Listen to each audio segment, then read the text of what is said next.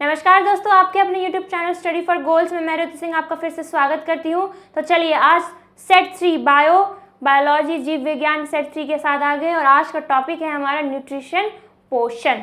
ठीक है, चलिए आगे बढ़ते हैं। आगे बढ़ने से पहले बता दूं, सहायक आचार्य की सेकंड शिफ्ट में एग्जाम हुई थी 13 जून 2024 को, जिसमें पूछे गए सामान्य विज्ञान के प्रश्न मैंने पिछले वीडियो में रिकॉर्ड किए हैं। आपने नहीं देखा है तो जाके जरूर देख ले। ठीक है, चलिए आ जाइए, क्वेश्चन स्टार्ट करते हैं। अब सीरीज स्टार्ट करते हैं अपना बायो का, जो है सेट 3, और सेट 3 का है अपना टॉपिक क्या है, न्यूट्रिशन। न्यूट्रिशन मतलब पोषण। ठीक है, पहला क्वेश्चन देखिएगा। पहला क्वेश्चन ये है कि which of the following is known as body building food. ठीक है, निम्न में से किसे बॉडी बिल्डिंग फूड के नाम से जाना जाता है। ठीक है, ये बचपन में पढ़े होंगे कि अलग अलग टाइप्स ऑफ क्या होते हैं, फूड्स होते हैं और उनका अलग अलग नाम दिया गया है। Body building food, instant energy giving food, ठीक है, प्रोटेक्टिव फूड वगैरह वगैरह। ठीक है, तो यहाँ पूछा है कि ये चारों में से, देखिए न्यूट्रिशन पढ़ रहे हैं तो न्यूट्रिशन में ये सारे टॉपिक्स आपको बार बार आएंगे। ठीक है, protein, carbohydrates, fats, vitamin, minerals, यही 5 है जिसमें अभी हमको पूरे सीरीज को चलाना है। पूरा ये टॉपिक्स है, यही से रिलेटेड है। ठीक है, तो ये चारों में से वो कौन सा जिसे हम बॉडी बिल्डिंग फूड कहते हैं। ठीक है, तो the correct answer will B protein. Protein को ही हम लोग बॉडी बिल्डिंग फूड कहते हैं। क्यों? क्योंकि देखिए लिखा हुआ है the foods that help us to grow करने में हेल्प करता है और मेक आवर बॉडी स्ट्रॉन्ग, और हमारे बॉडी को स्ट्रॉन्ग करता है, उसे बोला जाता है बॉडी बिल्डिंग फूड्स। और ये क्या क्या कंटेन करते हैं न्यूट्रिएंट्स में, स्पेशली प्रोटीन। ठीक है, स्पेशली प्रोटीन लिखा हुआ है, सच एज प्रोटीन। एग्जाम्पल क्या है, eggs, fish, chicken, milk, cottage cheese and soybean. हट गया है वो, सोयाबीन लिखा हुआ है। ठीक है, जैसे आप देख रहे होंगे यहाँ पे फोटो में एग है, मिल्क है, चिकन है, सोयाबीन है। ठीक है, तो ये सारे क्या है, बॉडी बिल्डिंग फूड्स है। अदर एग्जाम्पल्स यहाँ देखिएगा, फोटो में दिखाया हुआ है, यहाँ पे भी है। फर्दर यहाँ भी समझाया गया है, यहाँ भी समझाया गया है कि किस किस चीज़ों से क्या होता है, प्रोटीन का कंजप्शन होता है, किन किन चीज़ों में प्रोटीन पाया जाता है जो हमारे बॉडी को बिल्ड करने में हेल्प होता है। ठीक है, चलिए आ जाइए, नेक्स्ट क्वेश्चन आते हैं। नेक्स्ट क्वेश्चन ये है कि vitamins and minerals which of the following that are they helpful for. Vitamins और मिनरल्स हमारे बॉडी में क्या चीज़ में हेल्प करते हैं। ठीक है, 4 फंक्शनिंग दिया हुआ है, क्या क्या, प्रॉपर ब्रीदिंग में हेल्प करते हैं, कि प्रॉपर स्वेटिंग में हेल्प करते हैं, प्रॉपर फैट स्टोरेज या metabolic reaction in our body, सांस लेने में हेल्प करते हैं, कि पसीना छुटाने में हेल्प करते हैं, कि वो फैट को स्टोर करके रखने का, चर्बी को स्टोर करके रखने का काम करते हैं, या फिर हमारे शरीर के मेटाबॉलिक रिएक्शंस को कंट्रोल करने में हेल्प करते हैं। The correct answer will B this, D. Metabolic reactions को, हमारे बॉडी में जो मेटाबॉलिक रिएक्शंस होता है, मेटाबॉलिक रिएक्शंस क्या होता है, कैटाबॉलिज्म और एनाबॉलिज्म। जैसे आप यहाँ देख रहे होंगे कैटाबॉलिक पाथवे लिखा हुआ है और एनाबॉलिक पाथवे होता है किसी चीज़ का बनना और किसी चीज़ का टूटना जो हमारे बॉडी में होता है। ठीक है, उसे ही दोनों को फॉर्म करके बोला जाता है मेटाबॉलिज्म।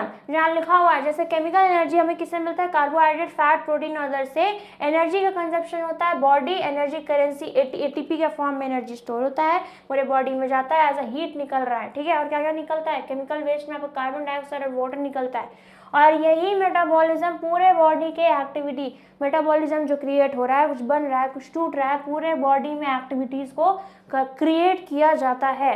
जैसे यहाँ पे देखिएगा, हम लोग खाते हैं जो भी चीज़, समझ लीजिए उसको एज अ फ्यूल। ठीक है, जो चीज़ खा रहे हैं उसको एज अ फ्यूल है। एनर्जी प्रोडक्शन हुआ, एनर्जी स्टोर हुआ, हमने क्या किया, वर्क किया, या बायोकेमिस्ट्री है, मतलब केमिकल रिएक्शंस क्रिएट हुआ। ठीक है, the correct answer will be क्या, metabolic reactions of the body. Okay, चलिए आ जाइए question number 2।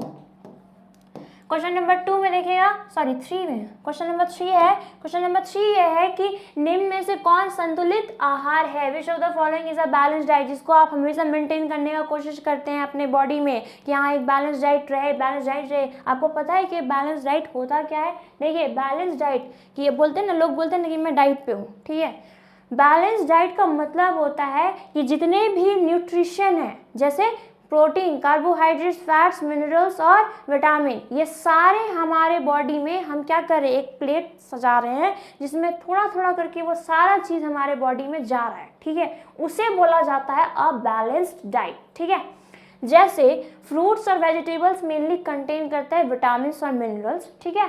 Fish, meat, egg, beans and other non dairy products sources of protein, और बाकी जितने भी फिश हो गए, मीट हो गए, बीन्स हो गए, ठीक है, पल्सेस हो गए, वो प्रोटीन करते हैं।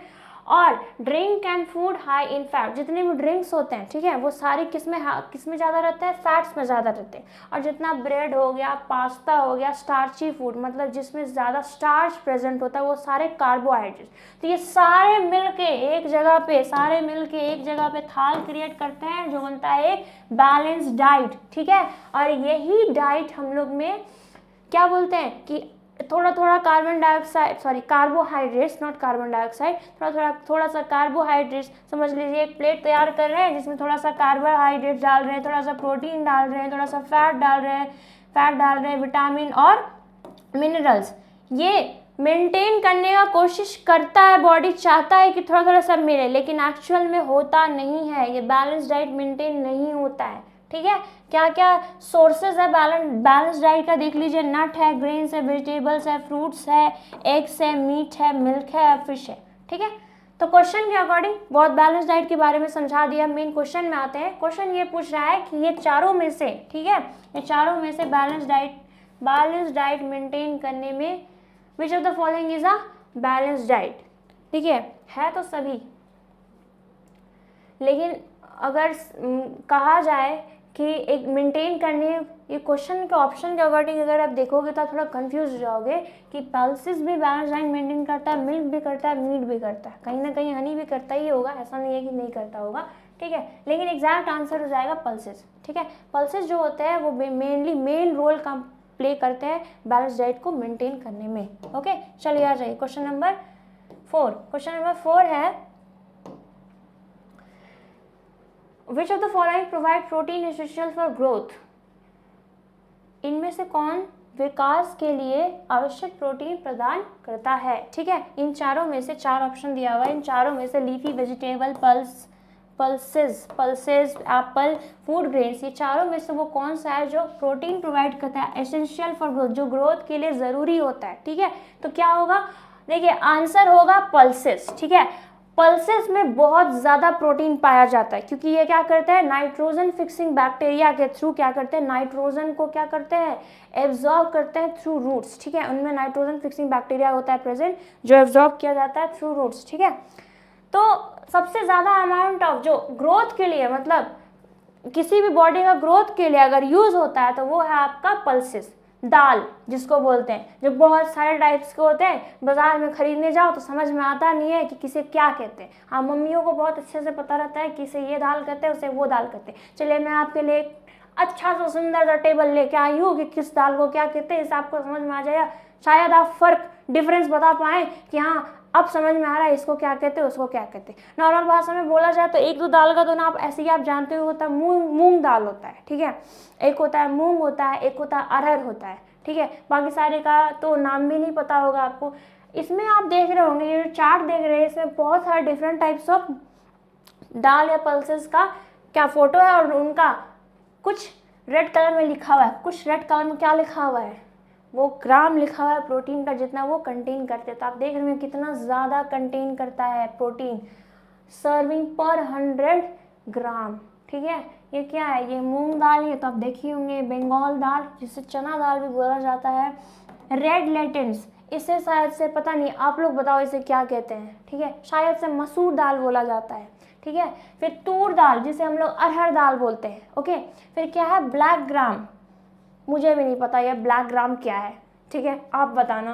काउ पीस, ये मैंने देखा है बट मुझे हिंदी में नहीं पता है कि इसे क्या कहते हैं, इसकी भी दाल बनती है। हॉर्स ग्राम, अच्छा ऐसा नहीं है काउ पी नाम है तो इसका मतलब मत समझिएगा कि काउ पी बोले तो हिंदी में क्या बोलेंगे, गाय का मटर, ठीक है। तो वैसा नहीं है, नाम कुछ रीज़न होगा इसीलिए वो दिया गया वैसे, जैसे हॉर्स ग्राम लिखा हुआ है, तो ऐसा नहीं समझना है घोड़े का ग्राम मतलब क्या होता है, चना, घोड़े का चना, ठीक है।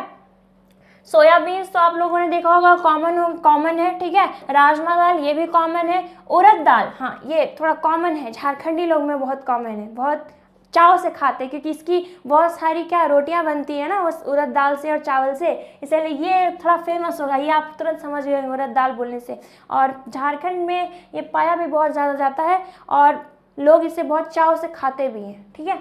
फिर क्या है, मूंग बीन स्प्राउट्स। स्प्राउट्स मतलब होता है आप देखे होंगे कि चना वगैरह या मूंग वगैरह को अगर आप 1-2 दिन के लिए छोड़ दीजिएगा तो उनमें क्या क्या वाइट कलर का उगने लगता है, उसे बोलते हैं स्प्राउट्स, ठीक है। तो यहाँ पे मूंग दाल का स्प्राउट्स है और येलो लेटेंट स्प्राउट्स है, मतलब तो येलो लेटेंट, ये रेड लेटेंट है, येलो लेटेंट भी आता है, उसका स्प्राउट्स है। तो देखिए कितना अमाउंट ऑफ प्रोटीन कंटेन कर रहा है, ठीक है।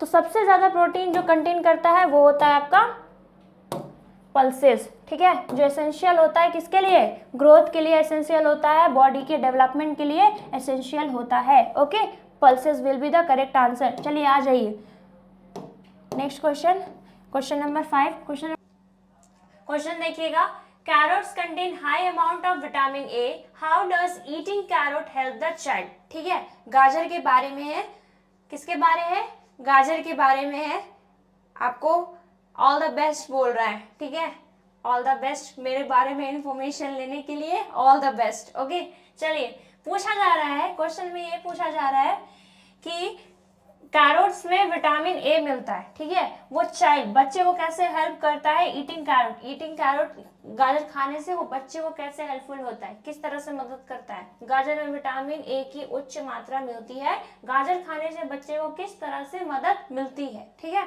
ऑप्शंस देखिएगा, ऑप्शन 4 है, it will give good amount of energy to the child, एक यह बच्चे को अच्छी मात्रा में ऊर्जा देगा, दूसरा है this will make the child's bone strong, या फिर बच्चे की हड्डियों को मजबूत बनाएगा, तीसरा है it will help the child to fight many disease, उस बच्चे को बहुत सारी बीमारियों से लड़ने की क्षमता या मदद करेगा, ठीक है।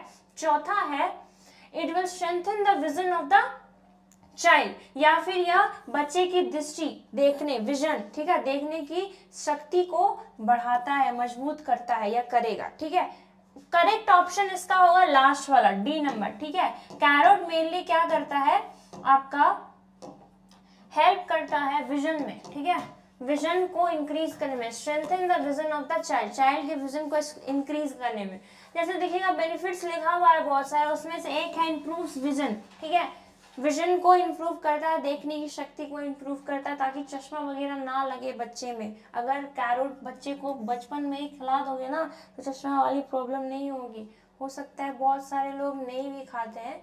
और क्या क्या लिखा हुआ है, बूस्ट इम्यून सिस्टम को बूस्ट करता है, मतलब डिजीज होने के चांसेस कम होते हैं, lowers risk of heart disease होने का चांसेस कम होता है, इंप्रूव डाइजेशन में हेल्प करता है। ऑफकोर्स क्या है, एक वेजिटेबल है और रॉ फॉर्म में हम लोग खाते हैं उसे, पका के नहीं, तो क्या फाइबर का काम करेगा, तो डाइजेशन इंप्रूव करता है, बूस्ट एनर्जी को बूस्ट करता है, ठीक है।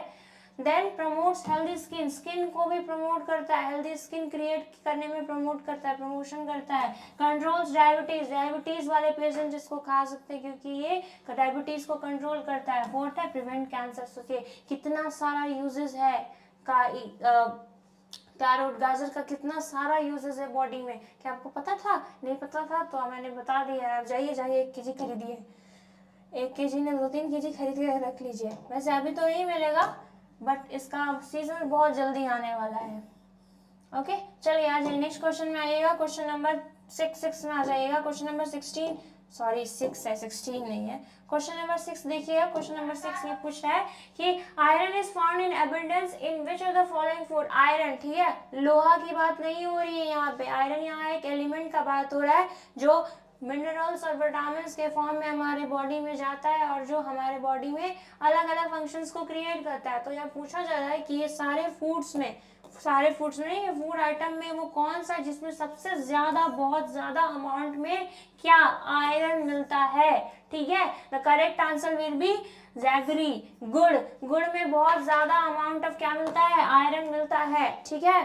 जैसे डायग्राम क्या, फोटो तो आप लोगों ने देखा ही होगा गुड़ का कैसा होता है, इसका क्या क्या फंक्शंस होता है, गुड़ खाने से क्या क्या होता है। आप खाते तो बहुत कुछ है, लेकिन बॉडी में उसकी क्या क्या चीजें, उससे क्या हो रही हैं, बॉडी उसको कंज्यूम कर रहा है, अंदर में क्या हो रहा है, ये आपको नहीं पता रहता है, उसकी जानकारी मैं दूंगी आपको। ये गुड़ खाने से क्या क्या होता है, पहला देखिए इंप्रूव्स नर्वस नर्वस सिस्टम मतलब जितना भी कंट्रोल, कोऑर्डिनेशन, सोचने की थिंकिंग, मेमोरी, सारी चीज़ों को क्या गुड कंट्रोल करके रखता है। प्यूरिफाइज ब्लड, ब्लड में अगर इम्प्योरिटीज होगी, गंदगी होगी तो उसे प्योर करेगा। जितना खून साफ रहेगा उतना बॉडी हेल्दी रहेगा, ठीक है। इम्प्रूव डाइजेस्टिंग प्रोसेस, गुड़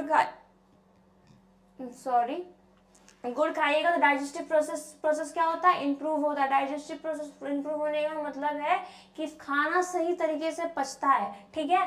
फिल्स विद मिनरल्स एंड आयरन्स, और क्या रहता है, मिनरल्स और आयरन से भरा हुआ रहता है। वही क्वेश्चन है, कौन सा आयरन किस में मिलता है, तो गुड़ में। और लास्ट में इंप्रूव मेटाबॉलिज्म, जितना भी एक्टिविटीज होता है बॉडी के अंदर उसको इंप्रूव करता है, ठीक है। चलिए आ जाइए नेक्स्ट क्वेश्चन है, क्वेश्चन नंबर 7 है कि डैश वह मांसाहारी पौधा नहीं है। Dash is not a carnivorous plant. Carnivorous plants कैसे प्लांट्स होते हैं, इनमें मॉडिफिकेशन हुआ वैसे प्लांट्स होते हैं। कार्निवोरस का मतलब तो पता होगा, एनिमल ईटिंग, ठीक है। लेकिन यहाँ प्लांट्स के बारे में होता है, एनिमल नहीं खाता है, इंसेक्ट ईटर होते हैं कार्निवोरस प्लांट्स, मांसाहारी कहा जाता है। तो इन चारों में से वो कौन है जो नहीं है मांसाहारी प्लांट, मतलब कार्निवोरस प्लांट इन चारों में से कौन नहीं है, ठीक है।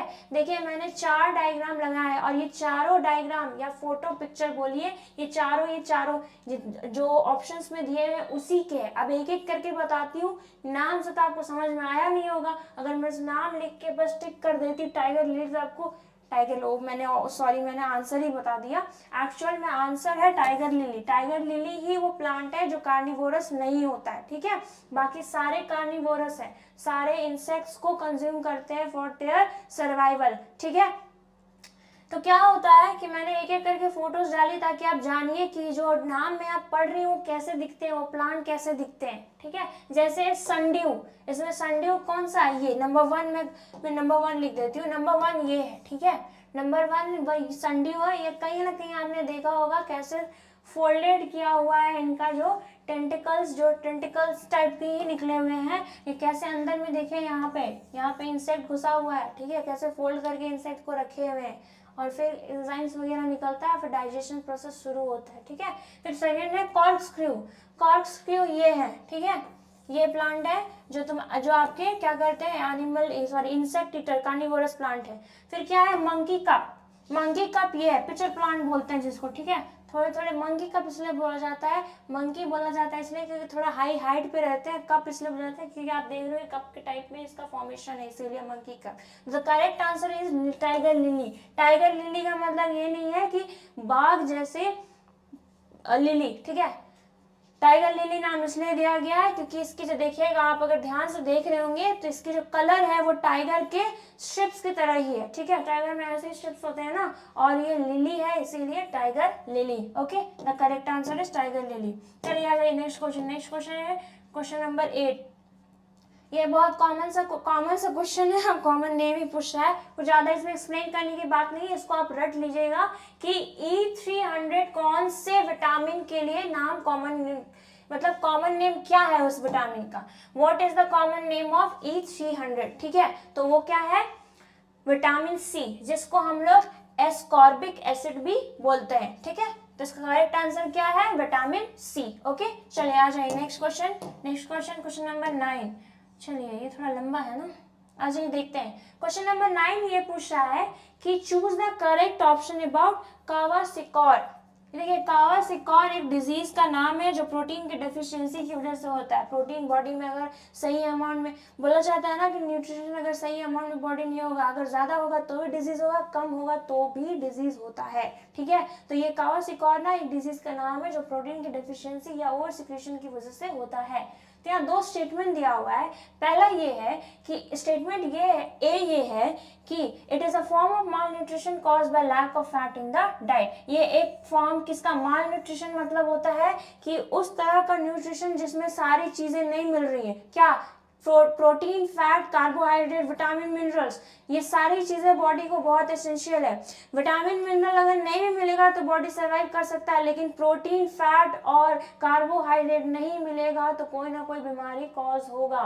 तो वैसा स्टेज बॉडी का जिसमें ये 3 3 मेन मैक्रो न्यूट्रिएंट्स भी बॉडी को नहीं मिल रहे हैं, उसे बोला जाता है माल न्यूट्रिशन, मतलब वो न्यूट्रिशन की कमी हो रही है। ठीक है, तो ये एक फॉर्म ऑफ माल न्यूट्रिशन है जो कॉज होता है किसके, lack of protein, sorry lack of fat, किसमें, डाइट में। ठीक है, डाइट में मतलब जो भी हम लोग खा रहे हैं उसमें। क्या स्टेटमेंट, ये स्टेटमेंट ये ए है। स्टेटमेंट बी देखिएगा, children who get genetical diseases, genetical disease मतलब genetic diseases do not grow और developed properly and remain stunted for the rest of their life.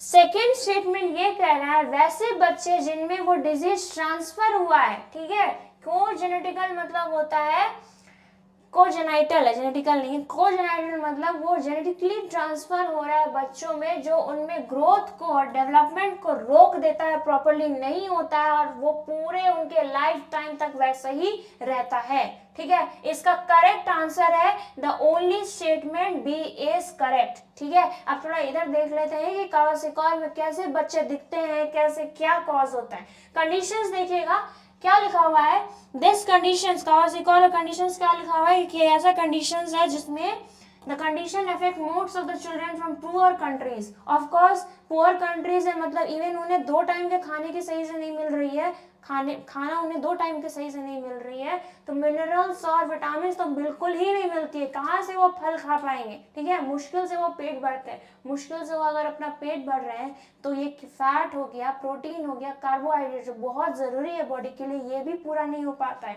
तो ये डिजीज पुअर कंट्रीज में ज़्यादा देखी जाती है। ठीक है, फिर क्या है, such children usually have swollen abdomens, their skin cracks and become scaly। क्या होता है, एब्डोमेन एरिया मतलब पेट का एरिया क्या होता है, निकल जाता है। ठीक है, अब इसका ये मतलब नहीं है कि जितना लोगों का पेट निकला हुआ है सोचे कि हाँ इसको तो ये डिजीज है, नहीं, ये बच्चे में ही दिख जाता है, चाइल्ड में ही दिख जाता है जब वो छोटे रहते हैं। और छोटा सा बच्चा थोड़ी होता है इसका एकदम, मतलब आप यहाँ डायग्राम में देख रहे हैं कितना बड़ा है, बताइए, तो ज्यादा से ज्यादा 1-2 साल का बच्चा होगा, इतने बड़े में इतना मोटा पेट निकल जाएगा, तो ये तो क्या हो गया, ये आपका एबनॉर्मलिटीज हो गया ना। तो ये छोटे बच्चों में देखा जाता है ये डिजीज। ठीक है, और क्रैक्स और स्केल्स बॉडी में देखे जाते हैं। एक नॉर्मल बॉडी ऐसा दिखा है, कावासाकी का बॉडी ऐसा दिखता है अगर उसमें डिजीज है। वो यहाँ पे थोड़ा सा लेवल करके दिया हुआ है, नॉर्मल बॉडी ऐसा है कुछ, और यहाँ पे अगर ये डिजीज है, ये कावासाकी डिजीज है, तो क्या क्या इसमें होगा, change in the hair colour और हेयर के कलर में चेंजेस हो जाएगा। फिजिकल और मेंटल रिटार्डेशन मतलब सही से दिमाग काम नहीं करेगा।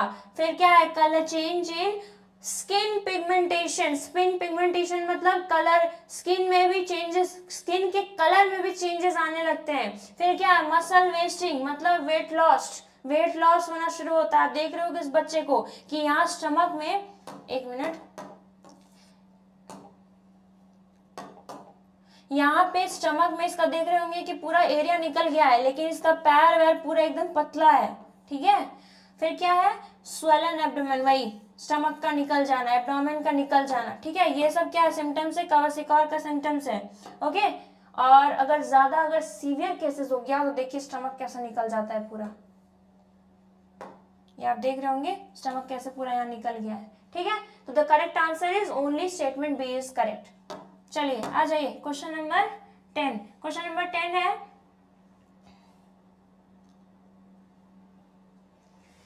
Example of an organism that is dead and decaying, nutrition from matter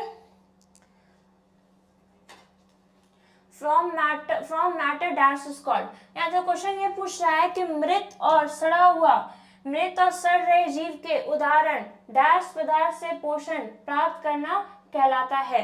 question ये पूछ रहा है कि एग्जाम्पल हो ऐसा ऑर्गेनिज्म का, वैसे किसका, जीव का, ऑर्गेनिज्म मतलब जीव का ऑर्गेनिज्म जो डेड डिकेइंग मरा हुआ और सड़ा हुआ चीज पे न्यूट्रिशन मतलब अपना खाना पे डिपेंड करता है, मैटर पे डिपेंड करता है, वैसे ऑर्गेनिज्म को क्या कहा जाता है। 4 एग्जांपल दिए हुए हैं, ग्रास, कस्क्यूटा, मशरूम और नन ऑफ दीज। तो obviously the answer will B mushroom वैसे ऑर्गेनिज्म आते हैं जो डेड डिकेइंग ऑर्गेनिज्म मरे और सड़े गले हुए चीजों पे ही उगते होंगे। आपने देखा होगा, मैंने यहाँ बस पेड़ों पे आपने देखा होगा ऐसे बना उग जाता है कहीं भी, जहाँ generally bark of the tree सड़ने लगते हैं ना, वहाँ ज्यादा उगता है ये।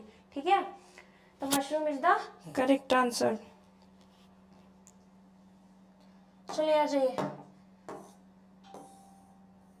11, क्वेश्चन नंबर 11 कि what should a person suffering from anemia be advised to eat and drink? Person suffering from anaemia, anaemia से पीड़ित व्यक्ति को क्या खाने पीने की सलाह दी जानी चाहिए? एनीमिया एक डिजीज है, डिजीज नहीं है। जनरली क्या होता है कि ये कॉज होता है ड्यू टू, क्या लिखा हुआ है, anaemia happens when the number of red blood cell, red blood cell होता है ना आरबीसी हमारे बॉडीज में जो होता है रेड ब्लड सेल, और the haemoglobin concentration with in them is lower than normal, मतलब उनका कंसंट्रेशन बॉडी में कम हो गया है, ब्लड में जितना होना चाहिए उतना नहीं है। और अगर ये होगा तो देखिएगा क्या होता है कि चक्कर वक्कर आने लगता है अगर कमी हो जाता है इस चीज़ों का। तो ठीक है, तो पूछ रहा है कि उसको स्ट्रेंथन करने के लिए कौन सा ड्रिंक या क्या खाना चाहिए जिससे इंक्रीज होता है blood, red blood cell increase होगा, हीमोग्लोबिन बॉडी में इंक्रीज होगा। कॉजेज देख लीजिएगा क्या क्या कॉजेज है। पहला कॉज है inherited red blood cell disorder, inherited मतलब लिया हुआ है पेरेंट्स से। सेकंड क्या लिखा है, डेफिशिएंसी ऑफ न्यूट्रिएंट, क्या क्या डेफिशिएंसी की वजह से होता है, आयरन की डेफिशिएंसी से, बीटा ए मतलब विटामिन की डेफिशिएंसी, फॉलेट, विटामिन B12 की डेफिशिएंसी से होता है ये एनीमिया। फिर क्या है, क्रॉनिक डिजीजेस, कभी कभी किसी को क्रॉनिक डिजीजेस हो जाती है। क्रॉनिक डिजीजेस मतलब ऐसी डिजीजेस जो जल्दी क्योर नहीं किया जा सकता, कभी कभी लाइफ टाइम भी रह सकती है। ठीक है, heavy menstruation and pregnancy related issues, females में ये प्रॉब्लम ज़्यादा होती है, खून की कमी होने वाली प्रॉब्लम ज़्यादा हो जाती है क्योंकि उनमें क्या होता है प्रेगनेंसी के टाइम में ब्लीडिंग होती है और जब साइकिल चलता है उस टाइम भी ब्लीडिंग होती है। तो उसमें क्या होता है रेड ब्लड और हीमोग्लोबिन की कमी हो जाती है।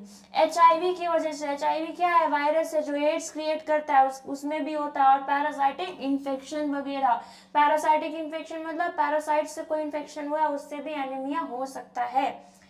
होता क्या है, अगर ये नॉर्मल देखिए, नॉर्मल हैंड है जिसमें क्या दिख रहा है, रेड ब्लड सेल्स आपको बहुत ज्यादा दिख रहा है, और जहाँ एनीमिया होता है वहाँ रेड ब्लड सेल्स दिख रहे हैं बहुत कम दिख रहा है, ये रेड वाला बहुत कम दिख रहा है।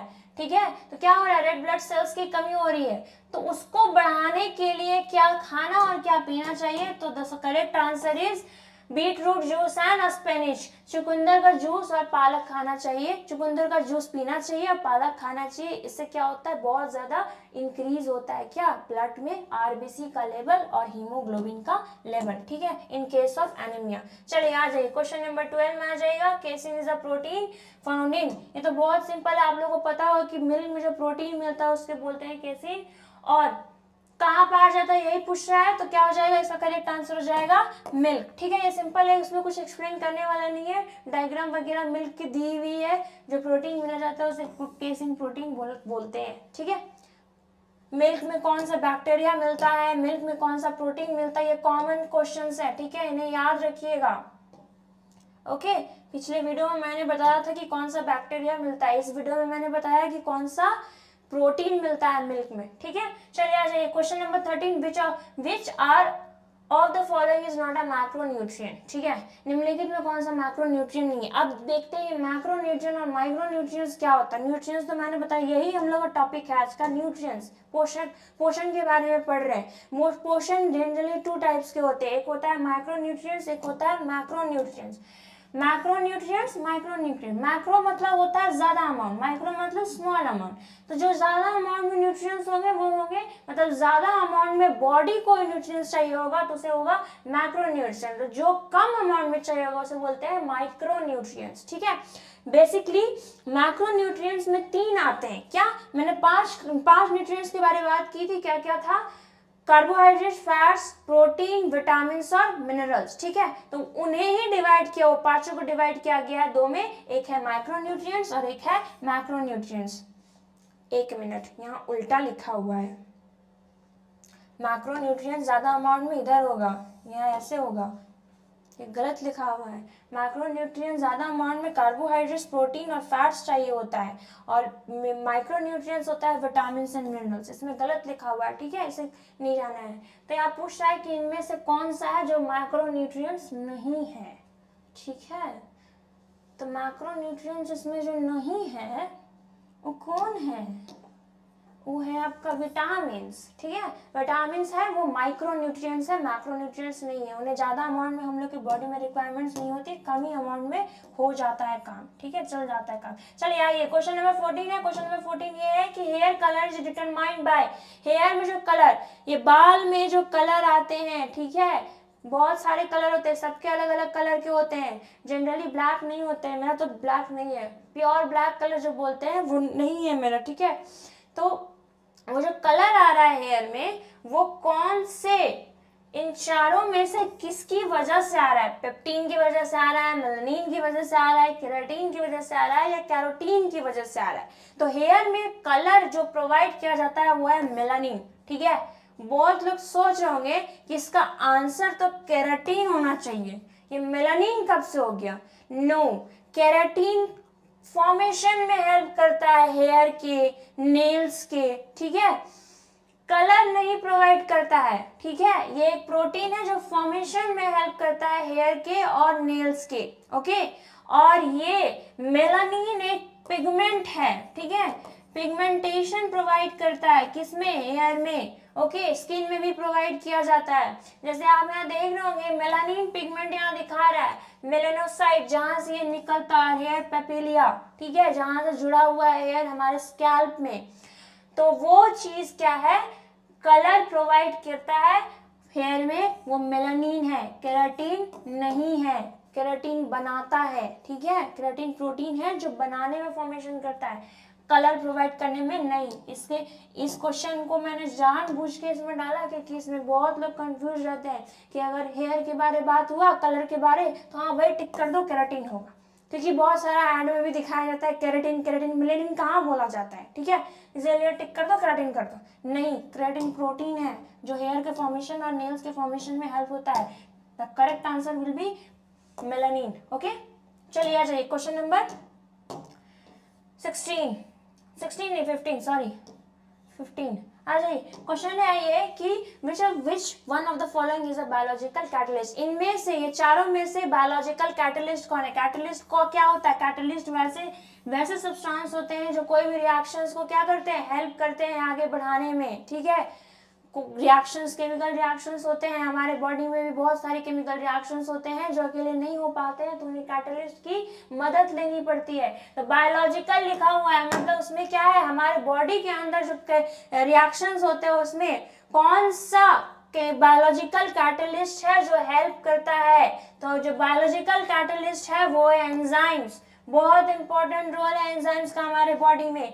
क्या, what does an enzymes do? Enzymes act as a biologic, पहला तो लिखा हुआ है कि enzymes as a biological catalyst काम करता है। और क्या करता है? स्पीड अप करता है जितना भी रिएक्शंस है लिविंग थिंग्स का। डाइजेशन होता है ना, खाना पचता है, कैसे पचता है? ये एंजाइम्स बहुत इंपॉर्टेंट रोल करते हैं उस खाने को पचाने में। इन्हें हल्के में लेने का नहीं, बहुत इंपॉर्टेंट काम करते हैं जो भी आप खा रहे हो उसे पचाने में। सेकेंडली क्या लिखा हुआ है? सेकेंडली लिखा हुआ है enzyme speed up these reactions by, कैसे स्पीड अप करता है? Lowering and activation energy of the reaction. या तो लोअर करेगा या तो एक्टिवेट करेगा, किसको? एनर्जी को। किसमें? रिएक्शन में। थर्ड क्या लिखा हुआ है? Energy can build. ये तो बिल्ड, या तो ये बिल्ड कर सकता है, बिल्ड अप थिंग्स, या तो ब्रेक करता है थिंग्स, मतलब या तो बना सकता है या तो तोड़ सकता है। बायोलॉजिकल कैटलिस्ट लिखा हुआ है, living things, speed up reactions, okay. अब देखिए कैटलिस्ट काम कैसे करता है। कैटलिस्ट क्या करता है? ये एक सबस्ट्रेट है, ठीक है, ये एक सबस्ट्रेट है, ये आया है, ठीक है, एंजाइम्स। बायो कैटलिस्ट का एग्जाम्पल क्या है? एंजाइम्स। ये जाके इस एंजाइम्स में मिल गया, इस एंजाइम में मिला, क्या बना? एंजाइम सबस्ट्रेट कॉम्प्लेक्स बन गया, ठीक है। और ये क्या किया? ये कॉम्प्लेक्स था उसको तोड़ दिया, ठीक है। एंजाइम्स क्या किया? इसको अलग अलग करके तोड़ दिया, ठीक है। तो क्या कर रहा है? छोटा करने, सिंपल से कोई भी सब्सटेंस अगर सिंपल से नहीं, कॉम्प्लेक्स से होगा। कॉम्प्लेक्स से क्या कर रहा है? कॉम्प्लेक्स से सिंपल फॉर्म में क्या कर रहा है? तोड़ने का कोशिश करता है ये एंजाइम, ताकि वो क्या हो? इजीली हमारे ब्लड में क्या न्यूट्रिएंट्स ब्लड में आराम से फ्लो कर सके, ठीक है, क्योंकि हम लोग जो चीज़ खाते हैं वो बहुत कॉम्प्लेक्स मतलब बड़ा बड़ा फॉर्म में रहता है, ऐसे थोड़ी ब्लड में चल जाएगा। कभी ब्लड देखे होंगे तो उनमें आप लोग थोड़ी देखते होंगे कि ब्लड में आप रोटी खा रहे हो तो उस ब्लड में रोटी दिख रहा है, नो, क्योंकि वो तोड़ दिया गया है एज अ कार्बोहाइड्रेट्स। ओके, चलिए आ जाइए नेक्स्ट क्वेश्चन है क्वेश्चन नंबर 16 देखिएगा। क्वेश्चन नंबर 16 पूछ रहा है कि which is the most abundant element present in plants। ठीक है, हिंदी में अगर पढ़े तो लिखा हुआ है पौधों में सबसे प्रचुर मात्रा में कौन सा तत्व मौजूद होता है। पौधों में, प्लांट्स में सबसे ज्यादा अमाउंट ऑफ एलिमेंट कौन सा मिलता है। ये सारे एलिमेंट्स का नाम लिखा हुआ है, आयरन, कार्बन, नाइट्रोजन, मैग्नीज। तो इनमें से सबसे ज्यादा क्या मिलता है। अगर आप यहाँ पे टेबल देख रहे होंगे, टेबल में एक साइकिल या अमाउंट लिखा हुआ है कि किसका कितना अवेलेबल होता है, ये प्लांट का है। ठीक है, तो आप देख रहे होंगे कि सबसे ज्यादा अमाउंट कैप्चर किए हुए हैं carbon. So the correct answer will B carbon. अब क्यों करता है, क्या करता है, इतना क्यों जानना है। हर चीज में डिटेल जानने की जरूरत नहीं है, कुछ चीजें सिंपल ही जानना चाहिए कि कितना किसमें क्या मिलता है, कितना मिलता है। ओके, चलिए आ जाइए 17। क्वेश्चन नंबर 17 ये है कि what is the full form of DNA in biology. तो बहुत सिंपल क्वेश्चन है कि बायोलॉजी में डीएनए का फुल फॉर्म क्या होता है। ओके, तो आप लोगों को पता ही होगा कि क्या होता है। ऑप्शंस पढ़ देते हैं। Do not walk fast, deoxyribonucleic acid, digital network architecture, designated national authority. ये तो बिल्कुल भी नहीं होगा, ये भी नहीं होगा, ये भी नहीं होगा। ऑब्वियसली ये होगा क्योंकि ये बायो है, लिख दिया है बायो। इसमें अगर आप पढ़ लिख के नहीं भी जाओगे ना तो भी थोड़ा दिमाग अगर लगा लोगे तो ये तो कहाँ से होगा, ये एकदम अलग सोर्स, अलग ही टॉपिक हो गया। ये भी अथॉरिटी भी अलग हो गया और ये तो कोई मीनिंग ही नहीं निकाल रहा है। लग रहा है इंग्लिश का वो, ये इंग्लिश में लिटरेचर, इंग्लिश ग्रामर में जो पढ़ते थे वो लिखा हुआ है डू नॉट वॉक फास्ट। ठीक है, तो ऑब्वियसली अगर आप बिना लॉजिक लगाए, बिना पढ़े भी अगर जाएंगे ना तो आप लॉजिक अगर थोड़ा सा भी लगाएंगे ना तो आंसर आपको पता चल जाएगा कि इसका आंसर क्या होगा, डीऑक्सीराइबोन्यूक्लिक एसिड। क्वेश्चन टफ नहीं होते हैं, आप उसे टफ बनाते हैं, समझते नहीं है सही से, तब टफ बनता है। ठीक है, तो लोड नहीं लेने का, आराम से समझने का। चलिए क्वेश्चन नंबर 18 आ जाइए। क्वेश्चन नंबर 18 क्या पूछ रहा है। क्वेश्चन नंबर 18 ये पूछ रहा है which of the foods listed below is the richest source of vitamin C। ठीक है, जिन्होंने मेरे फर्स्ट वीडियो देखी है, ठीक है, विटामिन सी के बारे में बहुत कुछ बताई हूँ उसमें। ठीक है, विटामिन सी इन चारों में से किन में से सबसे ज्यादा मिलता है। ठीक है, 4 ऑप्शन है, एग्स, सिट्रस, पल्सेस, डेट्स, अंडे, खट्टे फल, दालें या फिर खजूर में मिलता है। ठीक है, विटामिन सी में अगर आप देख रहे होंगे तो बहुत सारा चीज दिखा रहा होगा, नींबू हो गया, लहसुन दिख रहा है, मिर्चाई दिख रहा है, फिर केला दिख रहा है, फिर कीवी दिख रहा है, बहुत सारी चीज़ें दिख रही हैं। ठीक है, वो अच्छी लग रही हैं देखने में।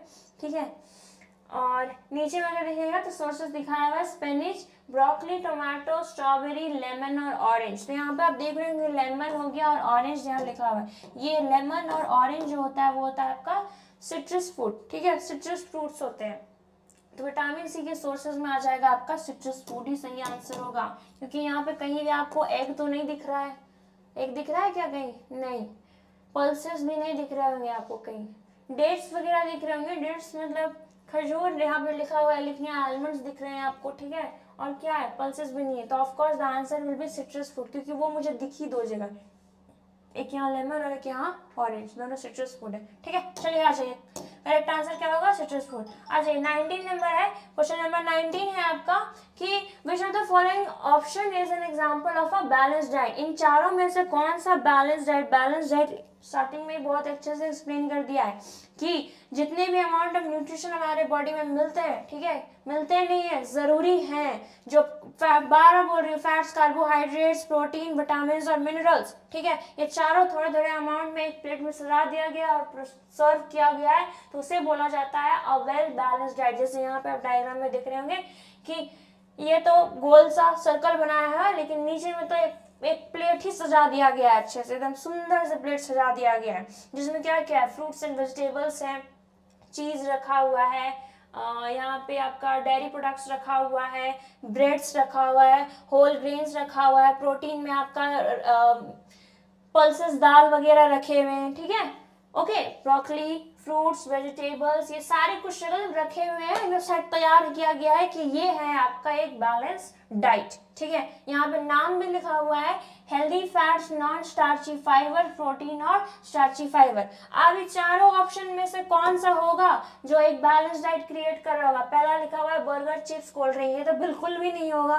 ठीक है, सेकंड है ब्रेड, वेजिटेबल, सॉफ्ट ड्रिंक, यहाँ तक सही था बट यहाँ मिस्टेक हो गया। ठीक है, ये भी नहीं होगा।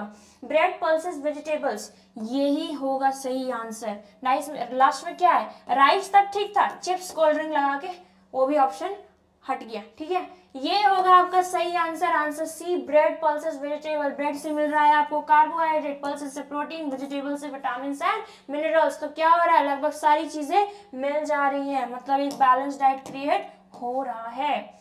आ जाइए क्वेश्चन नंबर 20। क्वेश्चन नंबर 20 ये पूछ रहा है कि what of the following which होगा? which of the following micronutrient is essential for the normal functioning of the thyroid gland? Thyroid gland के बारे में पूछा जा रहा है कि इन चारों में से, फिर से एलिमेंट्स आ गए, इन चारों एलिमेंट में से वो कौन सा है जो एसेंशियल, बहुत जरूरी है किसके लिए?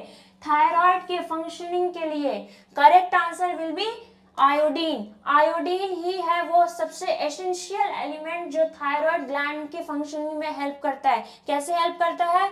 थायरोक्सिन निकाल के। ठीक है, याद होगा ना, अगर आपने मेरी वीडियोस देखी होगी बायो की, तो उनमें मैंने समझाया है बहुत अच्छे से कि थायरोक्सिन हार्मोन को सिंथेसाइज करने के लिए दो हार्मोन होते हैं, T3 और T4 होते हैं। ठीक है, थायरोक्सिन हार्मोन निकलते हैं उसमें, जिसमें बहुत एसेंशियल रोल काम, मतलब बहुत इंपॉर्टेंट रोल प्ले करता है कौन?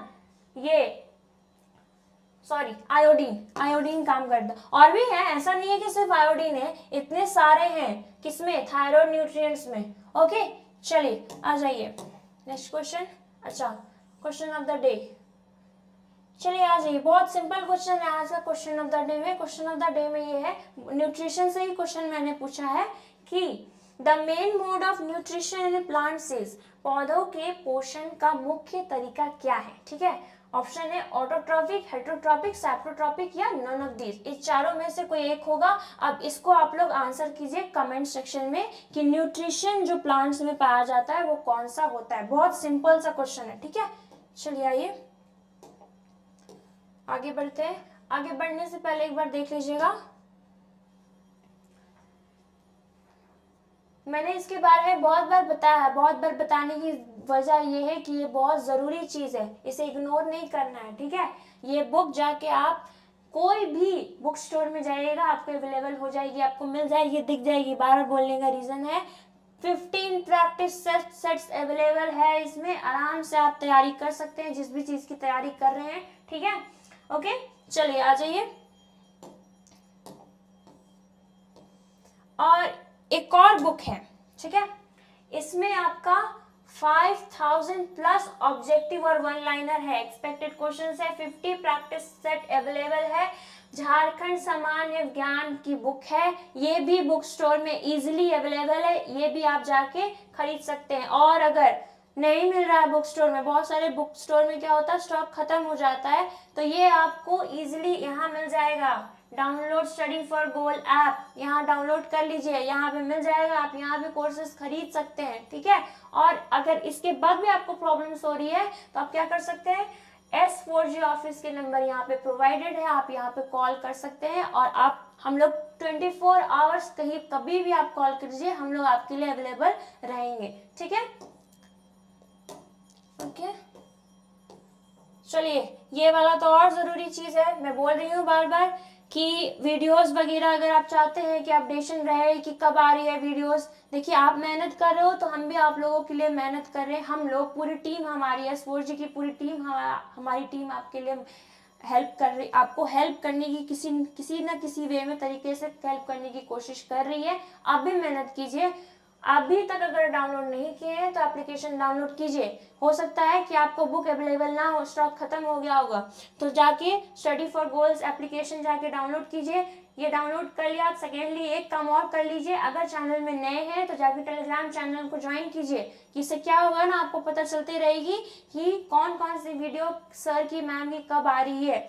मेरी ये फर्स्ट वीडियो है जो लगी हुई है टेलीग्राम में। मैंने हर जब भी मैंने एक्सप्लेन किया है about this, I have told reason ये है कि आपको पता चले कि हाँ मैंने शुरू किया है, कुछ वीडियोस वगैरह आई हैं और भी बहुत सारे सर की वीडियोस वगैरह आते रहती हैं, तो इसी चीज़ से आपको वो पता चलेगा अगर आप ज्वाइन करेंगे तो। ठीक है, चलिए, thanks for watching my third series. ऐसे ही ये बायोलॉजी का सीरीज चलते रहेगा। टॉपिक वाइज मैं क्वेश्चंस लेके आऊंगी और आपको धीरे धीरे करके क्या होगा, सारी चीजें एक्सप्लेन करूंगी। अगर आपको बायोलॉजी बहुत ज्यादा पसंद है, जैसे मुझे पसंद है, तो मेरे साथ ये बायोलॉजी सीरीज में बने रहिए। बायो से रिलेटेड सारे डाउट्स क्लियर करवा दूंगी और जितने भी क्वेश्चंस मैं बायो सेट में करवा रही हूँ ये इंपॉर्टेंट है, ये PYQ है, सारे पूछे गए क्वेश्चंस हैं, मैं अपने से नहीं क्रिएट कर रही हूँ। ये सारे क्वेश्चंस आ चुके हैं एग्जाम में कोई ना कोई। ठीक है, चलिए, ठीक है, थैंक यू, अपना ख्याल रखिए।